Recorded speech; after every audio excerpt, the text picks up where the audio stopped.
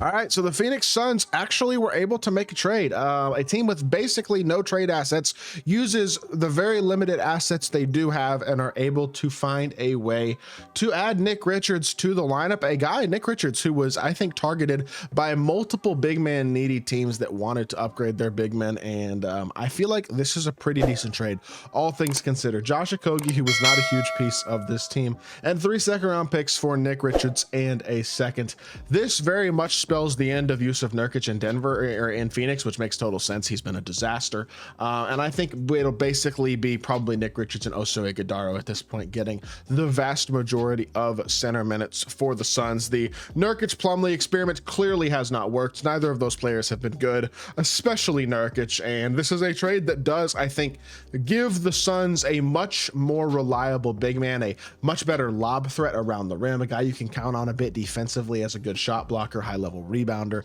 Just overall, very, very solid player. And he will now, I would think, play a career high in minutes in all likelihood in the Suns. Now, I will say, when you're trading for the Hornets big man and he's going to play more, generally not the best sign to be trading from anybody from the Hornets and expecting them to play a larger role now on your team. But I actually think of all players, Nick Richards probably a good addition to this Suns team. And while I don't think this is a move that all of a sudden makes them a contender, it certainly helps. Now, the details of the trade: the Suns get the 2025 Denver second, so their second round pick from this year, trade 2026 and 2031's Denver second, and then also their own second from 2031, which means when you look at assets that they have left after this trade, this has not been updated, they will have this year's Denver second and their 2031 first that they can't trade anyway because of the Stepien rule, because they already traded it. So all they basically have is 1 second round pick and the opportunity to potentially trade a pick swap from 2031.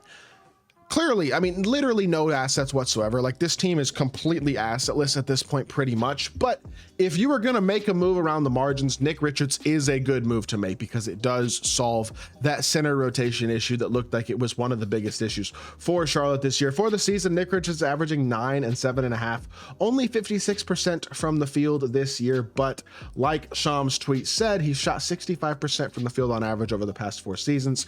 He's a very efficient inside big. Now, obviously, a total non-shooter, not a guy who's going to be a shot creator for himself really at any level, but what he will provide you is an efficient inside score. And he's actually had a bit of a down year in all honesty this year, but I think he will likely be able to bounce back in Phoenix with a lot more options around him. He is going to have a very small role in that his job is basically to catch lobs, get putbacks off offensive rebounds, make a layup occasionally. That's about it for Nick Richards in all honesty, and I think he can do that very, very solidly. I love the rebounding ability that he provides, and he's a good shot blocker as well in his own right. So I think there is some stuff to like there. Turns the ball over a little bit much for what you'd want for a guy who's not a playmaker at all. So hopefully he can cut back on those turnovers a bit now in Phoenix, since he won't really have the ball in his hands.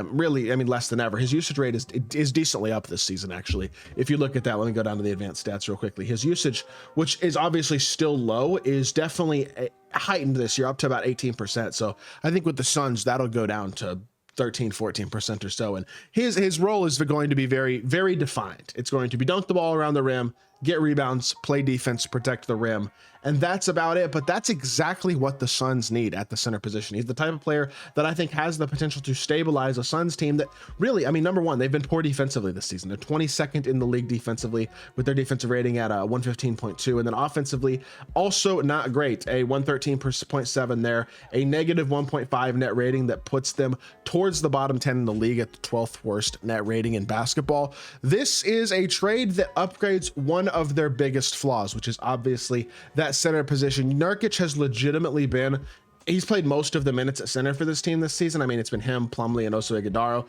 Ighodaro and Plumlee have both been better than Nurkic has. Nurkic has been a complete disaster, which obviously isn't great, but I do think that honestly, Ighodaro and Plumlee's plus minuses being what they are as second and third best on the team is more so due to how poor Nurkic has played than anything else. Look, I'm not a big Nurkic fan anyway. I think he's kind of Never mind. It doesn't really matter, my thoughts on Nurkic, but replacing him is massive. They now have a legitimate starting center, and then I think with Oso and Plumlee, they can hold down those bench big man minutes if need be. Does Nurkic have any trade value whatsoever? I highly doubt it. Literally think you're going to have to pay teams to get rid of him in all likelihood. Like, I don't see him being an asset that makes any real long-term sense for, or even short-term sense for this team in all honesty, but they're going to be happy to get rid of him nonetheless, and to not have to play him anymore, I think is definitely going to be a nice positive from this trade. Now, on the Hornets side, you're getting a couple extra picks. It's about it. Josh Okogie's not a guy who's going to come in and be an impact player.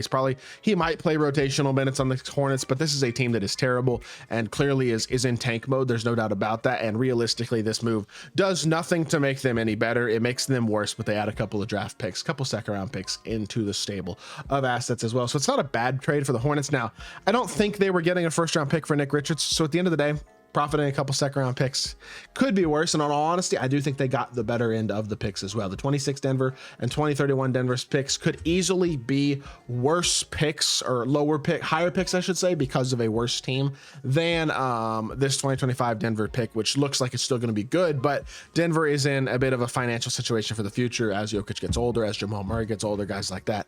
Good chance this team slips up a bit and those picks become a little bit more valuable than this year's second round pick is, which will still likely be towards the back of the second round. So with that being said, this is a non-earth shattering trade by any means, but it is a trade that does matter. And for a Suns team that is still absolutely lurking toward the fringes of the Western Conference, I think they see this trade as an opportunity to try to salvage something out of this season and out of the core they've built with obviously KD, Devin Booker, and Bradley Beal. KD and Booker have really been playing pretty well as of late. Brad Beal is certainly hit or miss, but I think adding a legitimate rotation big who's probably going to be starting for them and probably going to play a pretty big role is valuable. It certainly doesn't hurt, you know what I'm saying? And so if for a team that is very much on the fringes of, like, they're 14 games back, but they're only two and a half games back of the 6th seed, and that 6th seed is Dallas, who's super injured.